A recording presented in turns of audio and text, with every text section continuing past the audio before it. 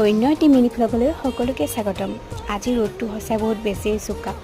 বাৰু যি কি নহওক ৰ'দ চোকা হ'লেওতো গৰম লাগিলেও ভাতটো খাবই লাগিব, খোৱাটো খাই থাকিবই লাগিব। মায়ে মাছ বনাইছে ৰঙালাওৰ সৈতে আৰু কিবাকিবি বনাইছে। মই এবিধ এবিধকৈ চাই আছোঁ। আৰু মই আজি বিশেষকৈ এটা বস্তু বনাইছিলোঁ, ক'লা কচুৰ ঠুৰি। প্ৰেছাৰ কুকাৰ এটাত দি দিছিলোঁ, পিঁয়াজ আৰু জলকীয়া তেনেকৈ কচুখিনি কুটি প্ৰেছাৰ কুকাৰটোত দি এটা চিটি মাৰিছোঁ। আৰু প্ৰেছাৰ কুকাৰটোত দিছোঁ হয়, কিন্তু পানী দিয়া নাই দেই, ডাইৰেক্ট এনেই বইল কৰিছোঁ।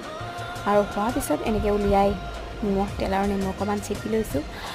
আৰু আগতে মই এনেকৈ চিম্পলকৈ খাই পাইছোঁ, বহুত আগৰ পৰা খাওঁ এইটো ৰেচিপি।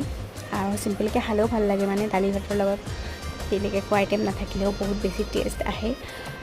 আৰু যিহেতু আজি আমাৰ মাছ আছিল, সেইবাবে অকণমান মাছো এড কৰি দিওঁ। আৰু মাছ এড কৰাৰ পিছত সঁচাই এনেকুৱা এটা এক্সট্ৰা টেষ্ট আহিছে, মজা। আৰু এনেকৈ মানে আজি দুপৰীয়া ভাত সাজ ধুনীয়াকৈ